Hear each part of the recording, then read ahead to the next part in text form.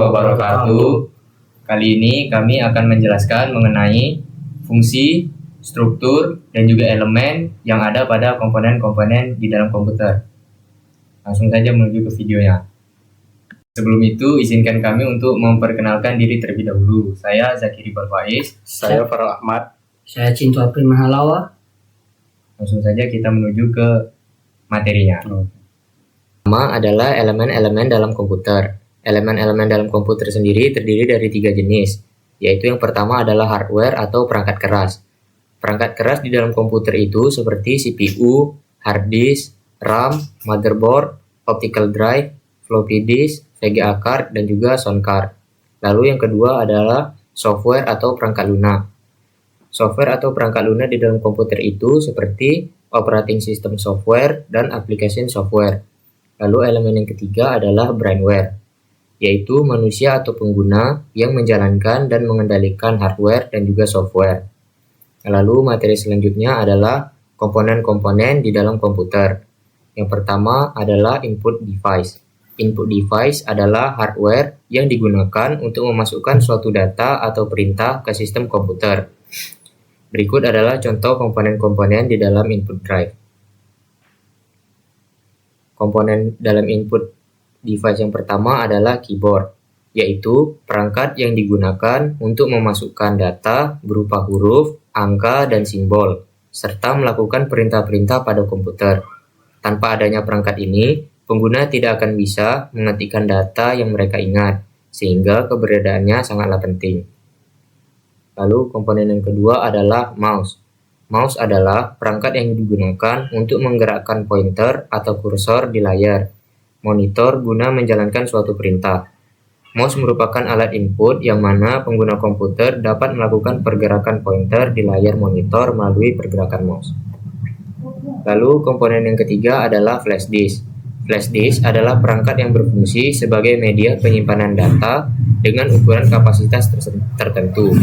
Besar kapasitas flash disk bervariasi, mulai dari 512 MB, 2 GB, 4 GB, 8 GB, 16 GB, hingga 32 GB. Komponen yang keempat adalah webcam. Webcam adalah kamera real-time yang gambarnya bisa diakses melalui www.program instant messaging atau aplikasi video call yang memasukkan hasil data rekaman dan dibentuk dalam format digital. Lalu komponen yang kelima adalah CD atau DVD-ROM. CD atau DVD-ROM merupakan perangkat yang digunakan untuk membaca data atau program dari media penyimpanan data CD atau DVD. Pada PC Anda bisa memasang alat ini di CPU, sedangkan pada beberapa laptop tertentu sudah tersedia di dalamnya yang bisa dibuka pada bagian samping. Sekarang kita masuk pada bagian 2, output device. Output device atau perangkat keluaran adalah hardware yang digunakan untuk menghasilkan keluaran seperti gambar, suara, ataupun dokumen hard copy. Berikut beberapa contoh komponen output device. 1. Monitor. Monitor merupakan perangkat yang berfungsi untuk menampilkan data berupa teks, gambar, maupun video. Perangkat ini terdiri dari sirkuit, catu daya, tombol untuk pengaturan layar, dan casing yang menampung semua komponen tersebut. 2. Proyektor. Proyektor berguna untuk menampilkan objek atau data berupa teks, gambar, maupun video yang ada di dalam komputer atau laptop pada sebuah layar atau sebuah dinding. 3. Headphone. Headphone adalah perangkat yang berfungsi untuk menghasilkan suara agar bisa mendengarkan audio secara pribadi setelah dihubungkan ke speaker. 4. Speaker. Speaker merupakan perangkat yang terhubung pada komputer yang fungsinya untuk menghasilkan suara. Sinyal yang digunakan untuk menghasilkan suara ini berasal dari speaker yang dibuat oleh kartu suara komputer. Baik, kali ini saya akan menjelaskan struktur yang ketiga, yaitu I/O ports. Port I/O adalah suatu port di mana setiap port I/O di bawah kontrol prosesor. Jadi mudahnya, port ini adalah port yang sering digunakan untuk memasang perangkat tambahan, seperti flash disk ataupun yang lainnya. Adapun macam-macam port I/O adalah sebagai berikut. Yang pertama yakni port paralel. Port paralel adalah port yang memiliki kemampuan transfer data dengan kecepatan 200 KB per second.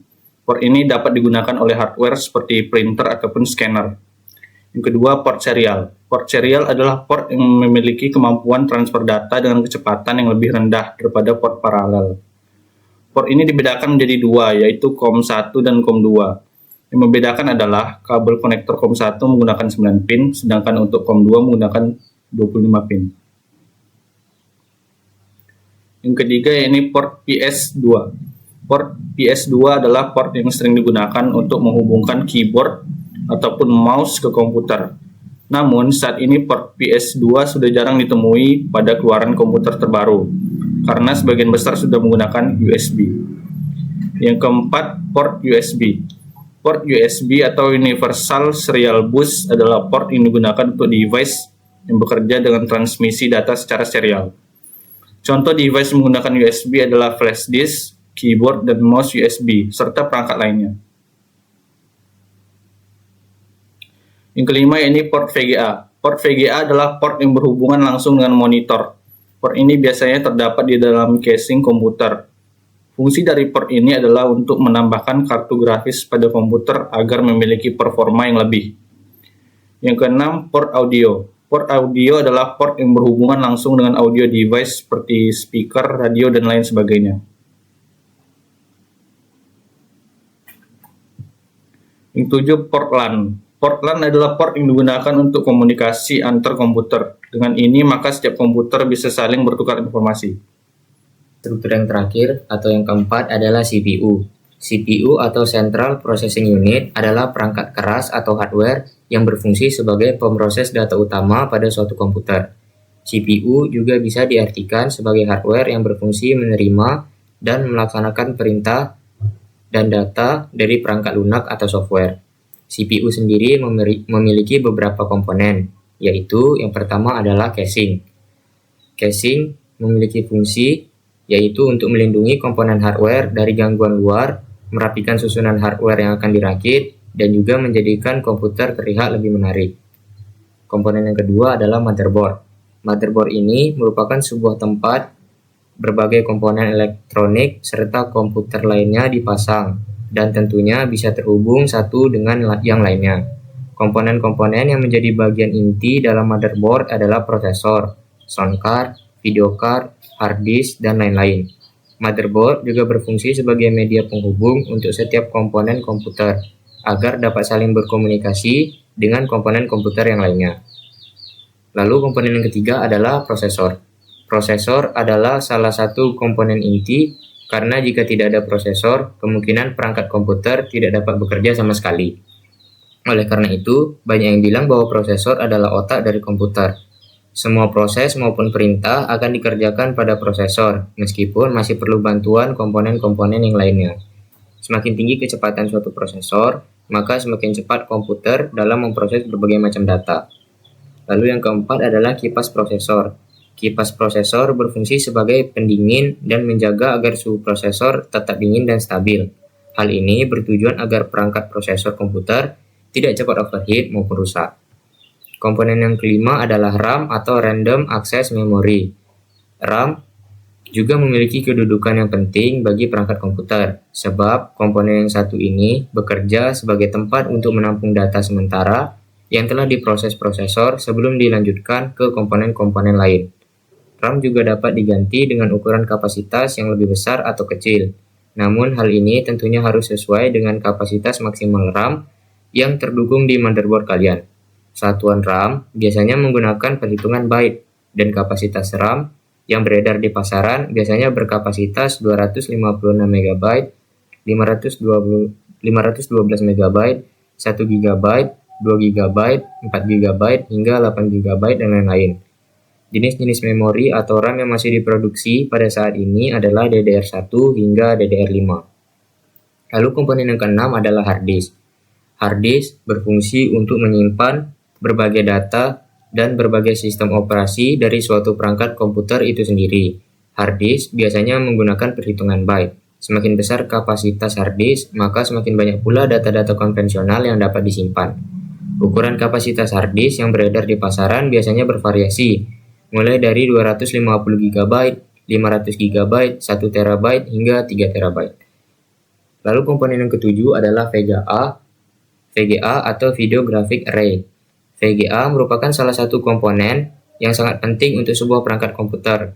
Hal ini dikarenakan VGA berfungsi sebagai pengolah data grafis sebelum ditampilkan ke monitor. Tanpa VGA, maka layar komputer bisa dipastikan tidak menampilkan apapun. Selain hal itu, VGA juga sangat penting untuk menentukan kualitas gambar yang ditampilkan pada monitor komputer. Lalu, komponen yang ke-8 adalah sound card, yang berfungsi sebagai pengolah audio untuk perangkat komputer. Sound card juga berfungsi sebagai prosesor audio yang mana dapat mengubah sinyal analog atau sinyal digital yang masuk ke dalam input kartu lalu menghasilkan audio atau suara pada sistem komputer. Sound card juga berfungsi untuk mengontrol semua audio yang terdapat pada perangkat komputer.